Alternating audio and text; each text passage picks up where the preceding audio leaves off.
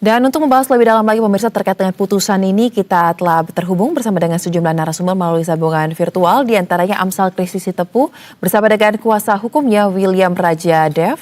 Kemudian ikut bergabung pula Ketua Komisi Kejaksaan RI Profesor Pujiono Suwadi dan Irjen Pol Purnawirawan Safarudin selaku anggota Komisi 3 DPR RI.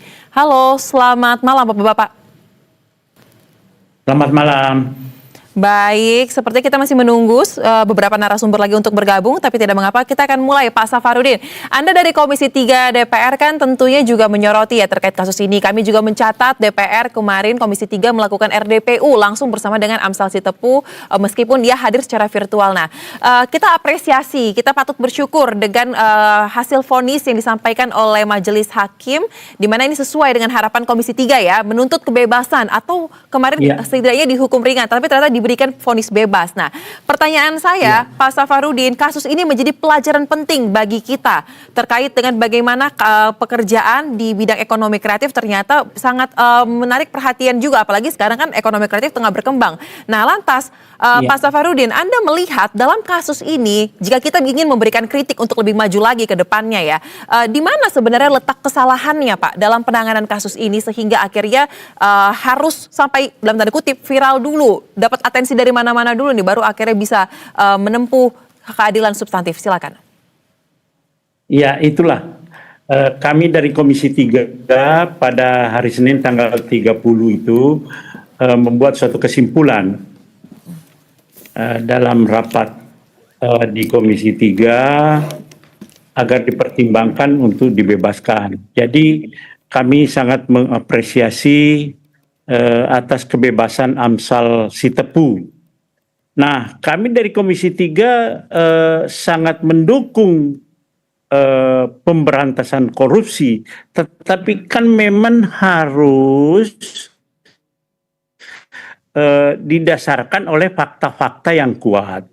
Nah, kalau kita menganalisa di Komisi 3 itu bahwa ini kan pekerja ekonomi kreatif.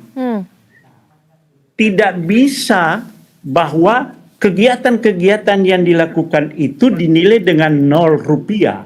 Seperti seumpamanya melakukan editing, melakukan memasukkan suara dan sebagainya. Itu tidak boleh dinilai 0. Dan itu tidak ada nilai yang pasti berapa. Nah, ini kan sudah ada kontrak sebelumnya. Jadi ini kan tidak boleh dijadikan tersangka tanpa dasar-dasar yang kuat.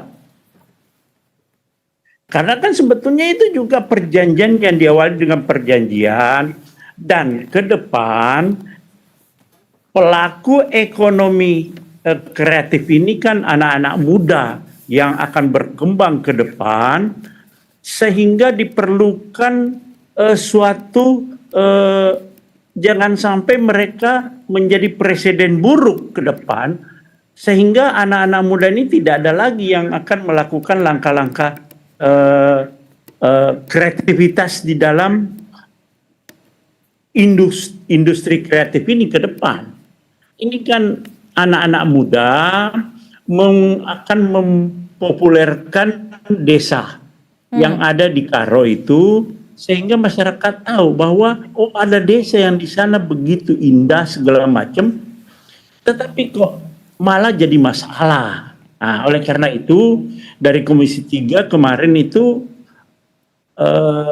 mengupas, meneliti bukti-bukti apa sih yang ada gitu. Sehingga kita ambil kesimpulan bahwa itu bukti-bukti yang diajukan oleh kejaksaan itu tidak cukup kuat untuk dijadikan tersangka di dalam tindak pidana korupsi. Sehingga kita mengharapkan ini divonis bebas agar hakim mempertimbangkan. Jadi Komisi 3 tidak intervensi sama sekali. Kita mohon mempertimbangkan, karena analisa kita itu tidak cukup kuat bukti-bukti yang diajukan oleh kejaksaan. Begitu, Mbak. Baik, baik. Ada kejanggalan ya, bahkan bukti-bukti yang dihadirkan oleh jaksa saja Ya, dinilai tidak kuat. Tapi kita sangat bersyukur lagi ya Pak ya, bahwa majelis hakim bisa melihat kasus ini secara ya, lebih terang benderang, lebih objektif dan walaupun memang harus viral dulu kita lihat dalam kasus ini, tidak bisa dilupakan sorotan yang terjadi atas kasus ini.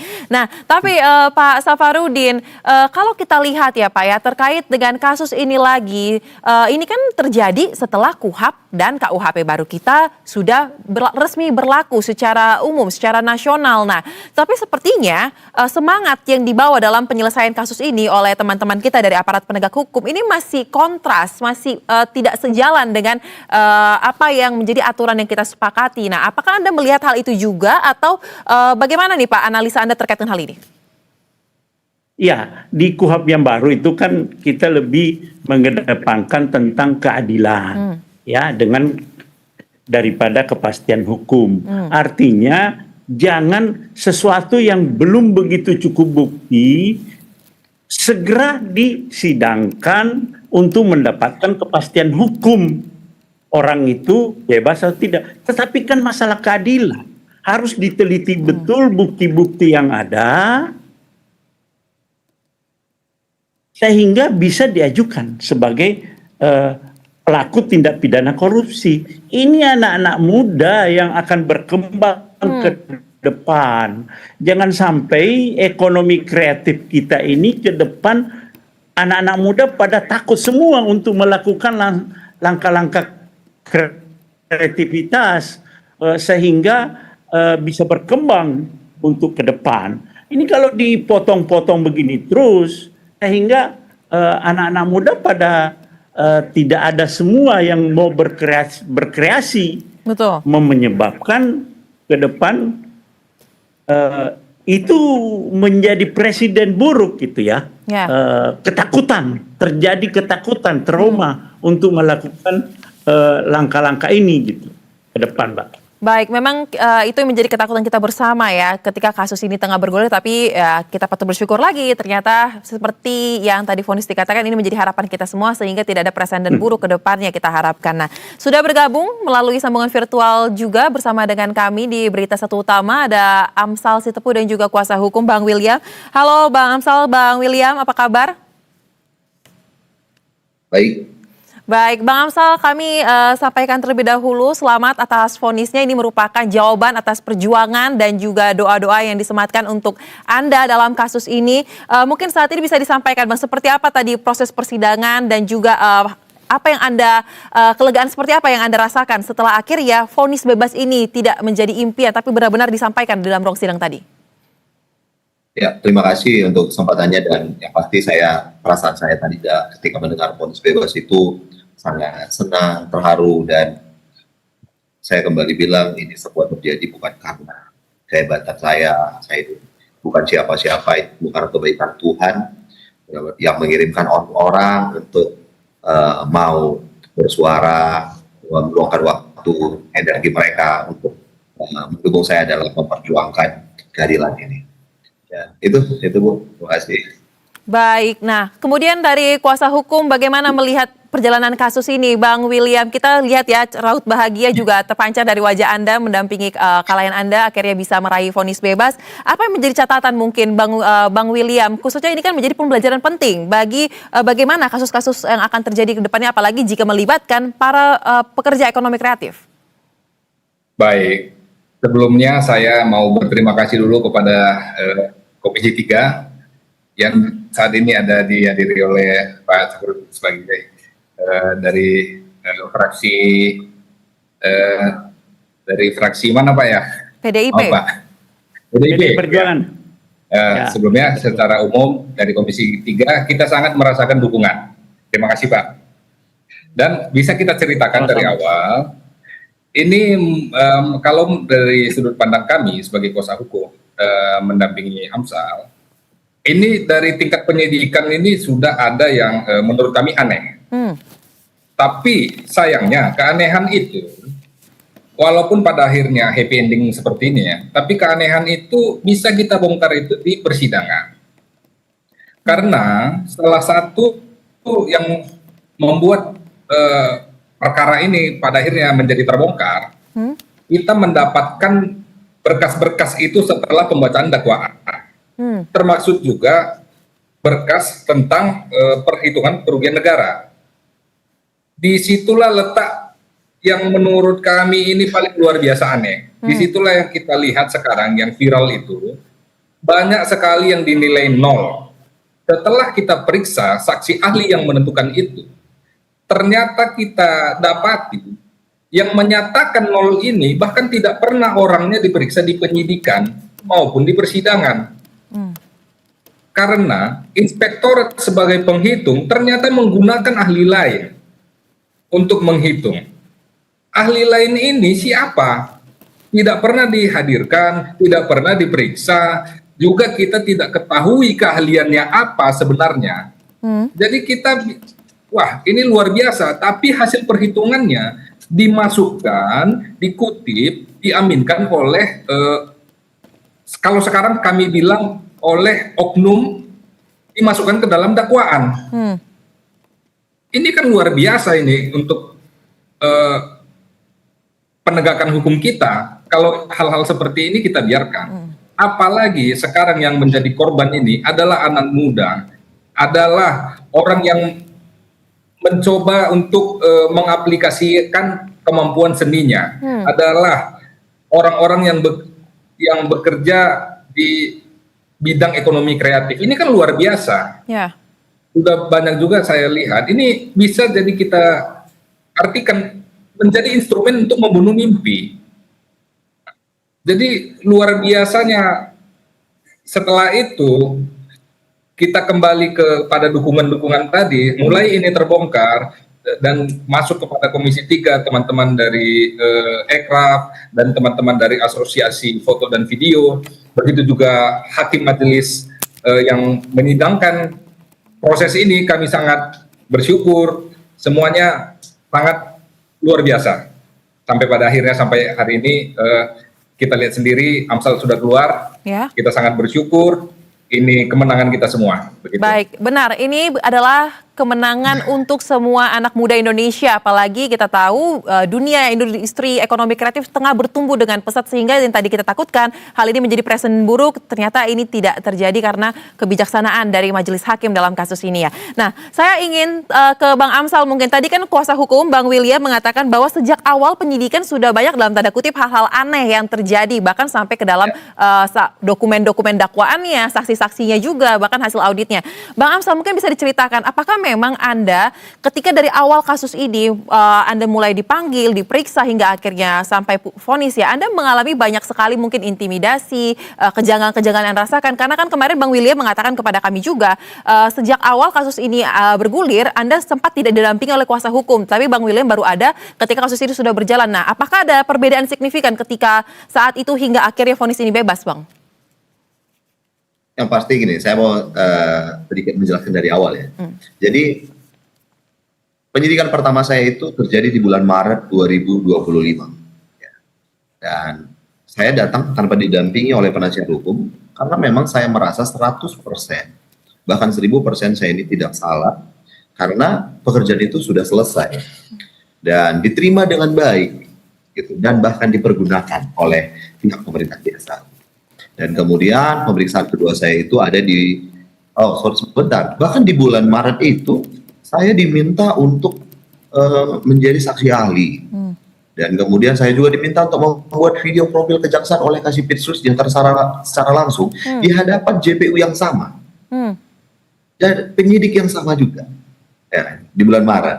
Dan kemudian saya dapat panggilan kembali 8 bulan kemudian, 19 November 2025. Tetap saya nggak datang. Saya datang sendiri, bahkan itu kok jadwalnya jam 9, saya itu datang jam 8 pagi loh gitu. Benar-benar jam 8 pagi saya datang bareng sama istri, karena ya menurut saya nggak ada yang salah. Betul. Dan, di situ saya dinaikkan statusnya dari status tersangka, langsung dilakukan penahanan.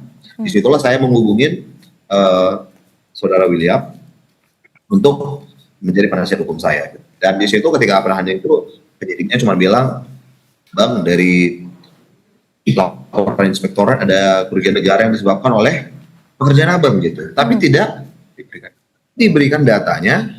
Nah, hanya gitu aja gitu. Jadi Itulah kejanggalan pertama. Makanya kalau bisa kita lihat flashback di banyak di banyak sosial media juga pemberitaan, waktu penahanan pertama saya itu selalu tersenyum. Bahkan itu sempat viral di sini ya, sempat viral itu saya itu banyak yang bully, saya banyak yang bully. Ini koruptor tersenyum gitu loh. Iya benar. Padahal di situ saya tersenyum dan saya menolak memakai masker karena saya bilang sama penyidiknya secara langsung, nggak perlu pakai masker karena nggak ada yang perlu ditutup-tutupin.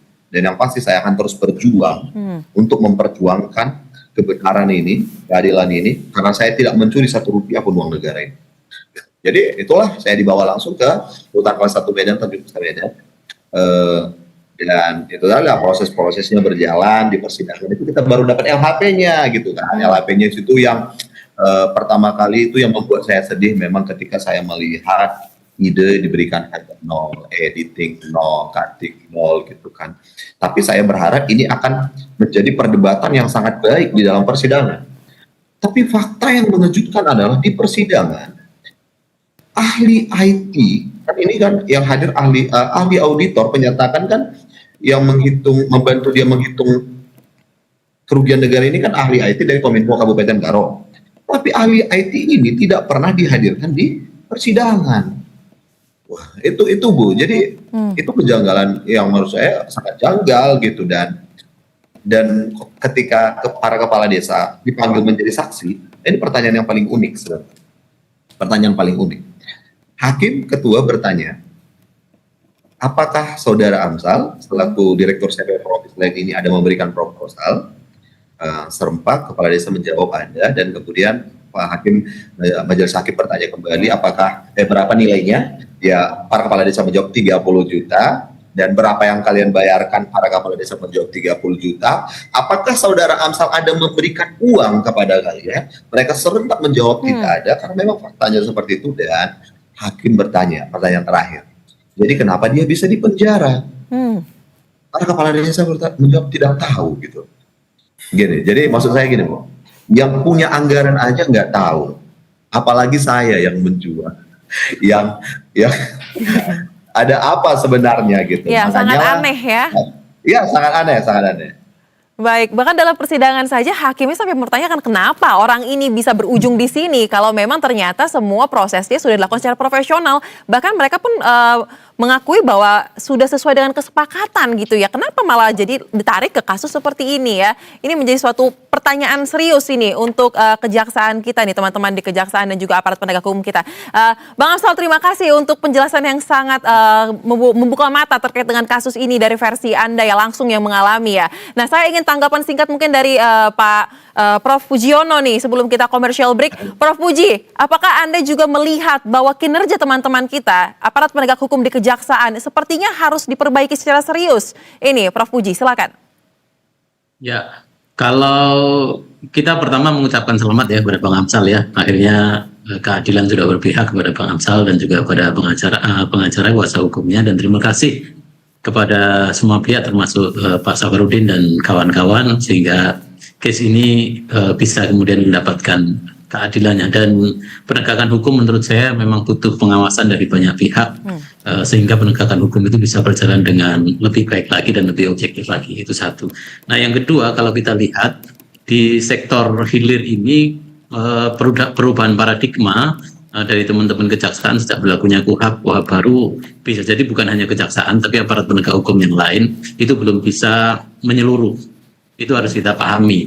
Karena aturan baru, barang baru, mulai dulu kewenangan krem kontrol model ke due proses model ini tidak bisa kemudian terjadi, bisa kemudian secara menyeluruh. Nah, ini PR kita bersama, pemerintah, DPR, termasuk juga Kejaksaan Agung khususnya. Kita juga berkali-kali menyampaikan bahwa harus ada perubahan paradigma. Perubahan paradigma itu bahwa hak-hak tersangka, terdakwa, penegakan hukum itu tidak lagi berpusat pada pencarian kepastian, tapi juga keadilan. Itu poin utama. Yang kedua juga, menurut saya kalau kita lihat secara prosedural, memang prosedur yang ditempuh oleh kejaksaan itu bisa kita pahami benar dalam satu sisi ya.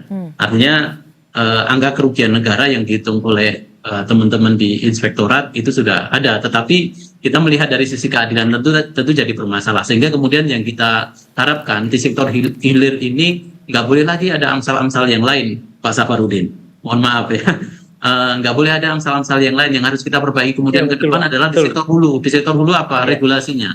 Kita ada Perpres 46 tahun 2025. Di Perpres itu untuk pertanggungjawaban ekonomi kreatif ini, termasuk digital ini masih tunduk pada peraturan tentang pengadaan barang dan jasa, dan pengadaan barang dan jasa itu pertanggungjawabannya sangat administratif gitu.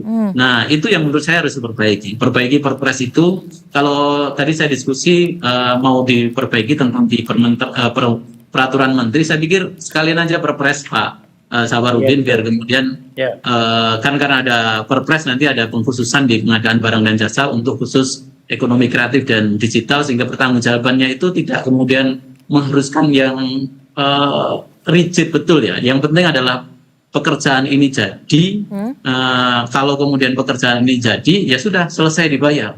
Tidak kemudian harus, ini makanya taruhlah misalnya makanya 15 hari, masa kita harus mempertanggungjawabkan yang 15 hari berikutnya. Padahal 15 hari ini angka habis, uangnya juga habis ini kan. Sebenarnya uangnya habis, tapi kemudian karena kita tidak bisa mempertanggungjawabkan 15 hari yang berikutnya, harus kemudian kita bertanggung jawab dengan hal yang administratif yang di regulasi kita ujungnya pidana celakanya. Lah ini juga harus kemudian ada terobosan, termasuk kemudian paradigma kita tentang undang-undang korupsi kita, KUHP kita sudah berubah, tapi untuk memberikan kanalisasi terhadap kesalahan administratif yang merugikan keuangan negara itu bisa diselesaikan secara administratif, tidak melalui pidana, itu belum ada jalan.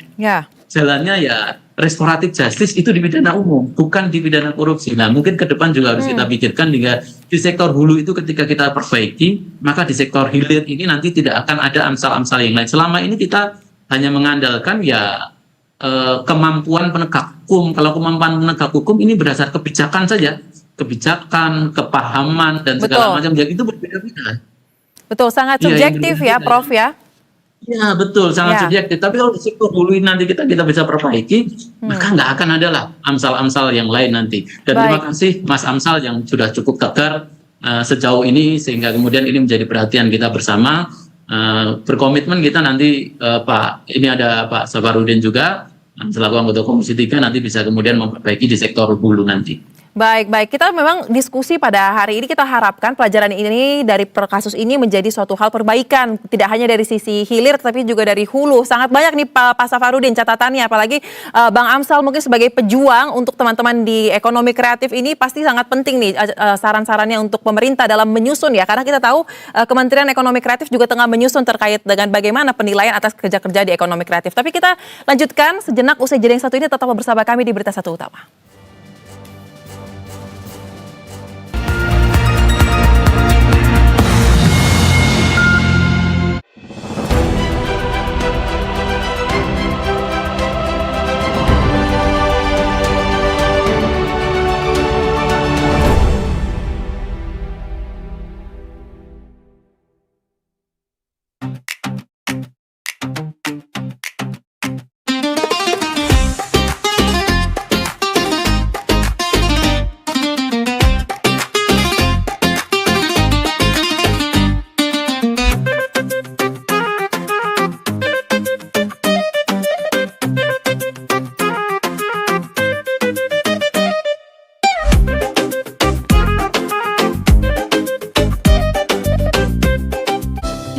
Derasnya arus informasi, satu hal yang paling penting adalah ketersediaan data yang akurat.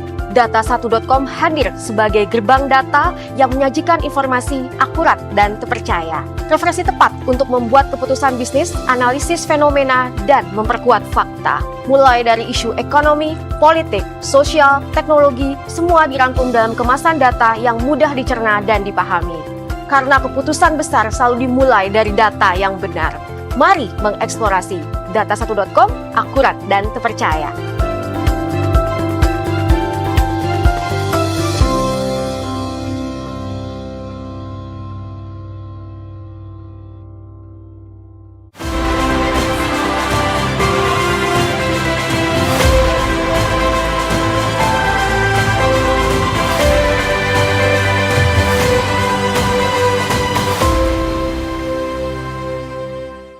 years ago, Jakarta Globe was part of Investor Daily Now.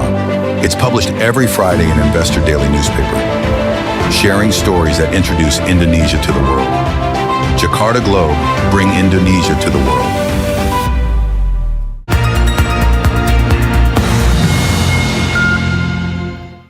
Pemirsa, kita lanjutkan dialog bersama dengan para narasumber. Saya ingin ke Pak Safarudin langsung nih, menyambung dari apa yang disampaikan oleh Prof. Puji dari Komisi Kejaksaan tadi ya, Pak Safarudin. Banyak sekali sepertinya catatan yang kita kumpulkan sejak aturan baru KUHP dan KUHP baru berlaku di awal tahun ini sampai di awal April ini kita melihat banyak sekali kasus-kasus yang sepertinya belum selaras nih bagaimana implementasi di lapangannya dengan juga paradigma yang dibawa oleh aturan baru tersebut. Tapi yang tidak kalah penting adalah perbaikan di sisi hulu. Pertanyaannya, Pak Safarudin, apakah dari DPR sendiri sudah memiliki rencana untuk melakukan suatu terobosan untuk memperbaiki di sisi hulunya? Seperti tadi mungkin untuk kasus ini Perpres pengadaan barang dan jasa, kemudian juga mungkin undang-undang terkait dengan korupsi yang perlu dikanalisasi karena kan ini merupakan tindak pidana khusus ya, bukan tindak pidana umum yang bisa didorong dengan restoratif justice. Silakan. Ya, terima kasih. Jadi saya kira itu memang akan kita perbaiki, kita sempurnakan ke depan. Di Komisi 3 sekarang ini juga sedang kita mendengarkan masukan dari seluruh pihak tentang masalah tindak pemberantasan perampasan, tindak pidana perampasan aset. Itu semuanya akan kita benahi semua yang disampaikan tadi oleh Prof, bahwa apapun nanti mulai dari hulu tentunya kita akan sempurnakan karena ini kan sudah KUHP kita baru, KUHP kita baru, tentunya nanti yang memang kira-kira yang perlu kita perkuat tentu kita akan lakukan penyempurnaan sehingga celah-celah itu nanti kita tidak ada lagi celah-celah yang bisa dimanfaatkan oleh aparat penegak hukum. Tetapi apapun juga kita mengharapkan aparat penegak hukum ini dari kepolisian, kejaksaan, hakim itu integritas. Baik. Perilaku dari aparat penegak hukum ini kita harapkan terjadi perubahan-perubahan sehingga ke depan masyarakat tidak ada lagi yang merasa keadilan itu terabaikan. Baik. Terutama masyarakat kecil, masyarakat bawah bisa mendapatkan keadilan sesuai dengan harapan masyarakat. Baik, jangan sampai viral-viral lagi lah ini ya Pak Safarudin ya. Sehingga atensi dulu nih dari Senayan baru kita bisa kawal kasusnya sampai dengan akhirnya selesai. Nah, mungkin Pak Prof. Puji singkat saja mungkin terkait dengan harapan perbaikan dari teman-teman kejaksaan. Bagaimana Komisi Kejaksaan akan mendorong perbaikan ini lagi dapat terjadi selain kita lihat ya kemarin kasus Fandi Ramadan, sekarang kasus Amsal Sitepu. Nah, apakah memang akan ada langkah yang lebih konkret mungkin ke depannya akan didorong oleh Komisi Kejaksaan? Ya, kita sudah menyampaikan kepada Jaksa Agung, tinggal nanti kita akan diskusi secara teknis dengan Badan Diklat ya khususnya ya, untuk kemudian bisa men-spirit out pemahaman paradigma baru tentang KUHP ini ke jaksa-jaksa di semua level. Sehingga perubahan itu tidak hanya terjadi di tingkat pusat atau mentok-mentok di provinsi, tapi sampai kepada kejaksaan-kejaksaan baru, karena KUHP ini bukan hanya mengganti pasal baru, tetapi paradigmanya yang sudah baru. Lah ini yang kemudian harus kita sampaikan. Kita minta kepada kejaksaan untuk kemudian bisa menyampaikan ini sosialisasi secara masif dan memberikan pemahaman secara masif sehingga kita berharap mulai dari kemarin soal ABK, soal juga kasus Amsal ini tidak terjadi berulang.